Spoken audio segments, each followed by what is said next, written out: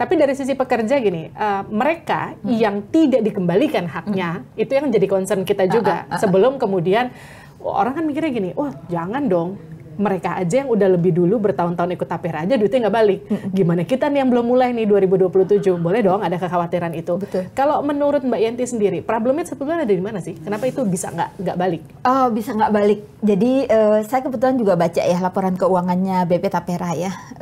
Jadi seluruh simpanan nasabah atau simpanan peserta ditambah modal simpanan peserta sekarang itu mungkin udah berapa juta tuh peserta ya dari PNS.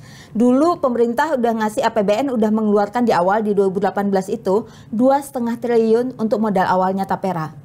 Terus pemindahan aset dari Bappertarum 11,88 triliun. Ya, terus ada satu lagi sebenarnya kalau kita lihat di websitenya di keterangannya Tapera bahwa mereka nggak pakai tuh duit itu untuk operasional. Tetapi ada satu lagi FLPP namanya. FLPP itu adalah alokasi yang disediakan oleh APBN untuk membantu pembiayaan perumahan bagi masyarakat berpenghasilan rendah. Baik. Jadi yang sebenarnya selama ini diputar-putar untuk membiayai kredit perumahan, KPR, KRR, KBR itu sebenarnya dari dana FLPP. FLPP itu. Kalau kami dan itu jumlahnya itu sangat besar sekali. Kalau menurut keterangan Ditjen Pembendaharaan Negara yang bisa teman-teman lihat itu jumlahnya sampai kuartal pertama 2024 itu udah 102 triliun lebih. Oh wow. Itu yang sebenarnya diputar-putar. Jadi kalau tabungannya para pensiunan yang tabungannya para PNS yang tadi di awal ada 11,88, anggaplah pemindahan aset itu sekarang ada di mana, dipakai buat apa? Muncul nggak di dalam laporan keuangan mereka? Nah itu menarik untuk dilihat. Nah persoalannya ada di mana? Kalau kami melihat persoalannya ada dua, Mbak Livi. Jadi yang pertama regulasinya sendiri bermasalah. Oke.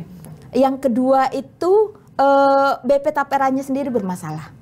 Regulasi. Oke, aturannya dan BP Taperanya. Ya. Kita breakdown satu-satu. Dari sisi aturannya apa yang bermasalah? Kalau kita lihat ya itu kan induknya ada di Undang-Undang Nomor 4 Tahun 2016 ya. Tentang perumahan rakyat itu, tabungan perumahan rakyat ya. Di situ dijelaskan bahwa akan dibentuk BP Tapera. Kemudian ada yang namanya komite etik. Ada mobilisasi dana dari masyarakat. Tetapi gini, kebayang nggak? Uang dimobilisasi dari kita, disuruh nabung, tapi tidak ada unsur masyarakat yang terlibat ketika merencanakan undang-undang itu. Tidak ada unsur masyarakat yang dimasukkan untuk melakukan pengawasan terhadap pelaksanaan tabungan itu. Kira-kira apa yang terjadi? Jadi di Komite Tapera itu sendiri, ada namanya Komite Tapera yang menjadi pemegang kekuasaannya, kebijakannya Tapera itu ya. Itu Komite Tapera ini terdiri dari kementerian. Dan hanya satu orang profesional yang ditunjuk oleh presiden. Jadi kita sebagai masyarakat yang punya tabungan itu nggak punya ruang sama sekali untuk kemudian mengontrol uang kita itu mengawasi ya? Ya, diinvestasikan kemana, resikonya seperti apa. Jangankan Tapera ya, kalau kita merujuk pada BPJS aja, BPJS itu paling tidak menurut saya walaupun BPJS masih punya banyak persoalan, BPJS itu punya yang namanya Dewan DJSN yang di dalamnya ada unsur masyarakat.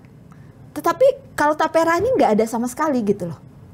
Nah, ruang itu yang sebenarnya sangat membahayakan ya, sehingga itu rawan banget nih. Ini rawan sebenarnya tabungan Tapera ini rawan disalahgunakan kalau menurut saya.